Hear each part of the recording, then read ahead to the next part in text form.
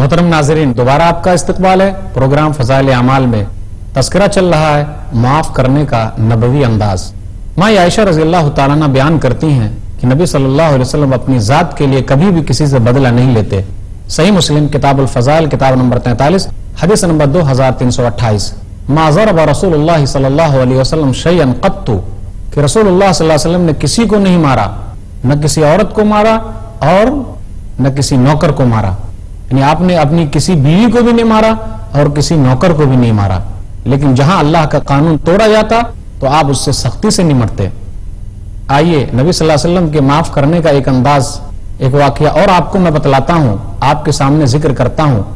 صحیح بخاری کتاب الادب کتاب نمبر 78 باب نمبر 68 باب التبسم والضحک حدیث نمبر 6088۔ ایک واقعہ ہے، انس بن مالک رضی اللہ تعالیٰ عنہ کہتے ہیں کہ نبی صلی اللہ علیہ وسلم پر ایک چادر تھی، سخت قسم کی چادر تھی، آپ پہنے ہوئے تھے۔ اتنے میں ایک دیہاتی آیا، چادر جو آپ کے گردن پہ لٹکی ہوئی تھی چادر سمیت اتنی سختی سے کھینچا کہ چادر کے نشانات آپ کے گردن پر آ گئے۔ جب زتن شدیدہ، بہت سختی سے کھینچا، چادر کو اس نے تان دی۔ پھر اس کے بعد وہ دیہاتی کہنے لگا، مرلی اے نبی حکم دیجیے آپ، جو آپ کے پاس مال ہے کہ مجھے دیا جائے۔ غور کیجئے، ایک چادر آپ کے اوپر پڑی ہو اور کوئی آدمی چادر سمیت آپ کے گردن کو سختی کے ساتھ دبائے تو کیا آپ اس کو چھوڑ دیں گے؟ اور وہ آدمی نے سختی کے ساتھ حکم دیا کہ آپ حکم دیجئے میرے لیے کہ جو مال آپ کے پاس رکھا ہوا مجھے دیا جائے۔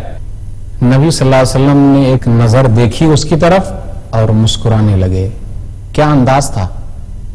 چادر سے گردن کو لپٹا گیا، تکلیف پہنچائی گئی۔ انس بن مالک رضی اللہ تعالیٰ عنہ کہتے ہیں کہ گردن پہ نشانات نظر آئے چادر کے، لیکن نبی نے دیکھا اور مسکرا کر چھوڑ دیا اور حکم دیا کہ اس آدمی کو مال میں سے دے دیا جائے۔ ایک انداز یہ بھی تھا نبی صلی اللہ علیہ وسلم کا۔ آئیے میں آپ کو ایک واقعہ اور سناتا ہوں، غزوہ احد کا واقعہ ہے۔ صحیح مسلم کتاب الجہاد کتاب نمبر 32 باب نمبر 37 باب غزوۃ احد حدیث نمبر 1792۔ نبی صلی اللہ علیہ وسلم کے دانت توڑ دیے گئے ہیں، دانت ٹوٹ گئے، آپ کے لہو لہان ہو گئے، آپ دانت ٹوٹ گئے، لہو لہان ہو گئے، سامنے والوں نے آپ کو تکلیف دی، اس کے بعد بھی آپ کیا کرتے؟ کیا کر رہے ہیں؟ غور کیجئے، اگر ہمیں کوئی تکلیف دے تو ہم کیا کرتے ہیں؟ رب اغفر لقومی فإنہم لا یعلمون، اے میرے رب میری اس قوم کو معاف فرما کیونکہ یہ لوگ نہیں جانتے۔ ایک واقعہ اور میں آپ کو سناتا ہوں، کافی اہم واقعہ ہے، وہ عبرت کا مقام ہے۔ جو لوگ نبی صلی اللہ علیہ وسلم پر تنقید کرتے ہیں، جو لوگ نبی صلی اللہ علیہ وسلم کو دہشت گرد کہتے ہیں یا دہشت گردوں کا امام مانتے ہیں، انہیں سمجھنا چاہیے، انہیں غور کرنا چاہیے کہ نبی صلی اللہ علیہ وسلم کی زندگی تو ہمیشہ ایسی گزری ہے کہ اگر کسی نے اس کو تکلیف دی تو کبھی اپنی ذات کے لیے انہوں نے بدلہ نہیں لیا۔ آئیے طائف کا واقعہ سنا دوں آپ کو۔ جب مکہ والوں نے آپ کی بات نہیں مانی، توحید کی طرف نہیں آئے، چند لوگ ہی آئے تھے، تو آپ دعوت و تبلیغ کے سلسلے میں طائف چلے گئے۔ یہ واقعہ ہے صحیح مسلم میں کتاب الجہاد کتاب نمبر 32 باب نمبر 39 حدیث نمبر 1795۔ طائف گئے، طائف والوں نے آپ کی بات نہیں مانی۔ ٹھیک ہے بھائی، ہم آپ کے پاس آئیں، آپ ہماری بات نہیں ماننے، کوئی حرج کی بات نہیں، ہمیں جانے دیجئے۔ آپ کی بات نہیں مانی، اتنے ہی پر بس نہیں کیا بلکہ آپ کے پیچھے گنڈوں کو لگا دیا۔ اس گنڈوں نے کیا کام کیا؟ آپ پر پتھر برسائے۔ اس جملے پر غور کیجئے کہ جو لوگ دعوت و تبلیغ کا کام کرتے ہیں، لوگ اسے بیوقوف کہیں گے، لوگ اسے ماریں گے، لوگ اسے لہو لہان کریں گے، لوگ اسے تکلیف دیں گے۔ تو جو لوگ تکلیفوں کو برداشت کرتے ہیں وہ پیغمبرانہ کام کر رہے ہیں، کیونکہ اللہ تعالیٰ ہر ایک سے پیغمبروں والا کام نہیں لیتا ہے۔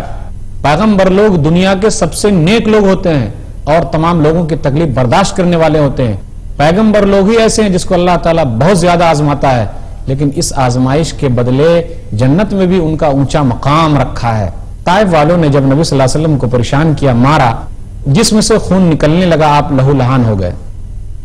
آئے وہاں سے نکل کر ایک جگہ قرن سال اب کہا جاتا، وہاں بیٹھے، پہاڑ کا فرشتہ آپ کے پاس آیا اور کہنے لگا کہ اللہ تعالیٰ نے وہ تمام چیزیں دیکھ لی ہے اور اللہ نے مجھے بھیجا ہے، اگر آپ چاہتے ہیں ان شئت اطبقت علیہم الاخشبین، کہ اگر آپ چاہتے ہیں تو میں ان لوگوں کو دو پہاڑوں کے بیچ میں رکھوں اور پیس دوں۔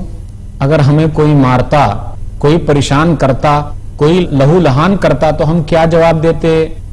وہ تو نبی کا انداز تھا، وہ نبی رحمت تھے، ہر ایک کے لیے رحمت بن کر آئے. ہمارے اندر وہ صفت کیوں نہیں پائی جا رہی؟ کیوں نہیں دوسروں کو معاف کرتے ہیں؟ معمولی معمولی باتوں پر لوگوں کی جان کے در پہ ہیں، گنڈوں سے مروا دیتے ہیں، قتل کرا دیتے ہیں، خلاف کیس دائر کر دیتے ہیں. دیکھیے نبی صلی اللہ علیہ وسلم کا انداز اور جواب. بل ارجو ان یخرج اللہ تعالی من اصلابہم من یعبد اللہ وحدہ من یعبد اللہ وحدہ لا یشرک بہ شیئا. مجھے امید ہے کہ اللہ تعالیٰ ان کی نسل میں سے نکالے گا جو لوگ ایک اللہ کو ماننے والے ہوں گے اور اللہ کے ساتھ کسی کو شریک نہ کریں گے. گالیاں کھائی، مار کھائے، جسم کو لہو لہان کیا اور دعائیں دے رہے ہیں. غور کیجئے، مار کھانے کے بعد دعائیں دینے والا نبی کو لوگ دہشت گرد کہتے ہیں، اور جو لوگ دوسروں کو مار رہے ہیں، دوسروں کو پریشان کر رہے ہیں، انسانوں کو قتل کرنے والے، بچوں کو قتل کرنے والے، بوڑھوں کو قتل کرنے والے، عورتوں کی عزت سے کھیلنے والے، ان کی عزت و آبرو کو لوٹنے والے، پیٹ کو چاک کر کے بچوں کو نیزے پر اچھالنے والے دہشت گرد نہیں ہے؟ کیا انصاف کا پیمانہ یہی ہے؟ افسوس، نبی کی رحمت ہم اور آپ نہیں سمجھ رہے ہیں، ان کے معاف کرنے کے انداز کو ہم اور آپ نہیں سمجھ پا رہے ہیں. حافظ جالندھری نے کہا تھا، دعا مانگی الہی قوم کو چشم بصیرت دے، الہی رحم کر ان پر انہیں نور ہدایت دے. جہالت ہی نے رکھا ہے صداقت کے خلاف ان کو، بیچارے بے خبر انجان ہے، کر دے معاف ان کو. فراخ ہمتوں کو روشنی دے ان کے سینوں کو، کنارے پر لگا دے ڈوبنے والے سفینوں کو. الہی فضل کر کوہ سارے طائف کے مکینوں پر، الہی پھول برسا پتھر والی زمینوں پر. پتھر کھائے، دعائیں دی. نبی کا انداز تھا. آئیے میں آپ کو نبی کا ایک انداز اور بھی سناتا چلوں. وہ انبیاؤں کا انداز ہوتا ہے. یوسف علیہ الصلوۃ والسلام کو آپ اچھی طریقے سے جانتے ہیں. ان کے بھائیوں نے ان کے خلاف کیا سازشیں کی تھی. بھائیوں نے کنویں میں ڈالا، پریشان کیا. آج کل اگر ہمارا بھائی ہمارے خلاف کچھ کرے تو ہم اسے سیدھا قتل کروا دیتے، بہن کچھ کرے قتل کروا دیتے. معاف کرنے کا جذبہ ہے ہی نہیں. ہمارے درمیان بھائیوں سے جو تعلقات خراب ہیں بہت زیادہ ہے. رشتہ داروں کے ساتھ ہمارے تعلقات بہت بگڑے ہوئے ہیں. یوسف علیہ الصلوۃ والسلام نے ان تمام بھائیوں کو معاف کیا. جملے پر غور کیجئے، اور پھر وہی انداز نبی صلی اللہ علیہ وسلم بھی اپناتے ہیں. سورہ یوسف آپ اچھی طریقے سے جانتے ہیں. سورہ یوسف سورہ نمبر 12 آیت نمبر 92. لا تثریب علیکم اليوم، آج کے دن کچھ بھی سرزنش نہیں ہے، تمام بھائی موجود ہیں. چاہتے تو تمام بھائیوں کو وہ قتل کروا سکتے تھے. ان کے پاس 10 بھائی تھے، 10 بھائیوں کو قتل کروا سکتے تھے. میرے ان بھائیوں نے میرے خلاف سازش کی تو میں ان کو مروا دوں. ہم اور آپ کرتے ہیں نا ایسا، لیکن انہوں نے معاف کر دیا. تو یہ معاف کرنا نبوی انداز ہوتا ہے، نبی لوگوں کا کام ہے. ہم اور آپ کیا کرتے ہیں؟ تو نے معاف کر دیا تو گھٹیا آدمی، ہار مان گیا. جی نہیں، آپ کے اخلاق بلند ہوتے ہیں. اللہ تعالیٰ اس کے بدلے آپ کو بہت زیادہ دینے والا ہے، جو میں حدیث آپ کو بیان کروں گا ابھی آگے چل کے. تو بات چل رہی تھی کہ یوسف علیہ الصلوۃ والسلام نے اپنے بھائیوں کو معاف کر دیا اور کہا آج کے دن کچھ بھی سرزنش نہیں ہے، اللہ تعالیٰ تم کو معاف فرمائے گا، وہ رحم کرنے والا ہے.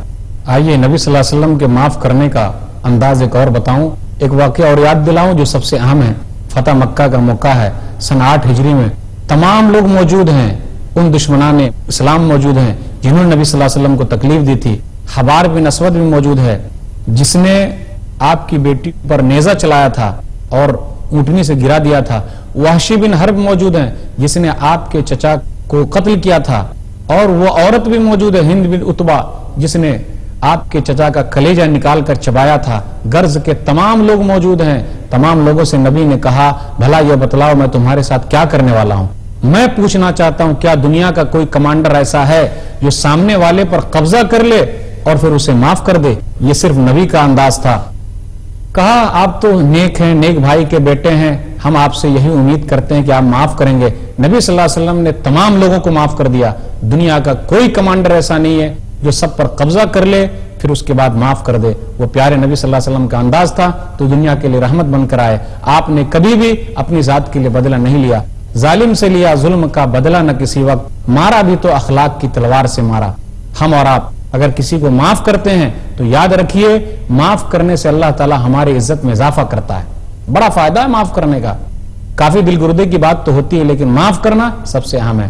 صحیح مسلم کتاب البر والصلہ کتاب نمبر 45 باب نمبر 19 باب استحباب العفو والتواضع حدیث نمبر 2588 ما نقص صدقۃ من مال کہ صدقہ کرنے سے مال کم نہیں ہوگا وما زاد اللہ عبدا بعفو الا عزا اور اللہ تعالی اس آدمی کو جو معاف کر دیتا ہے اس کی عزت میں اضافہ کرتا ہے وما تواضع احد للہ الا رفعہ اللہ جو اللہ کے لیے تواضع اختیار کرتا ہے اپنی خاکساری دکھاتا کہتا میں کیا ہوں کچھ بھی نہیں ہوں یہ تو اللہ کا کرم ہے تو اللہ تعالیٰ ان کی درجات کو بلند کرتا ہے لوگوں کے درمیان اس کی عزت کو بڑھاتا ہے تو یاد رکھیے اگر آپ معاف کرتے ہیں تو اللہ تعالیٰ آپ کو عزت دیتا ہے وہ جملے کو بھول جائیے کہ معاف کرنے سے لوگ بولیں گے کہ ارے وہ ہار مان گیا بالکل نہیں اللہ تعالیٰ کے نزدیک آپ کا مقام و مرتبہ بہت زیادہ ہے یہ تھا معاف کرنے کا نبوی انداز ہمیں یہ درس ملتا ہے کہ ہم بھی لوگوں کو معاف کریں یہاں تک نبی نے کہا کہ تم اپنے نوکروں کو 70 مرتبہ معاف کرو کیوں نہیں معاف کرتے ہو معاف کرو اللہ تعالیٰ معاف کرنے والا ہے اگر حدود بھی قائم کرنے والی بات آ جائے تو قانون کے دائرے سے پہلے ہی معاف کر دو تو بہتر ہے اگر قانون کے دائرے میں آگے تو وہ لوگ پکڑ لیے جائیں گے اس لیے لوگوں کو معاف کیا جائے قریبی رشتہ داروں کو معاف کیا جائے بھائیوں کو معاف کیا جائے جس نے ظلم کیا اس کو معاف کیا جائے اللہ تعالیٰ عزت دے گا اللہ تعالیٰ سے دعا ہے کہ اللہ تعالیٰ ہم لوگوں کے اندر یہ صفت پیدا کر دے آمین وآخر دعوانا الحمدللہ رب العالمین وصلی اللہ علی نبینا محمد وآلہ وصحبہ اجمعین والسلام علیکم ورحمۃ اللہ وبرکاتہ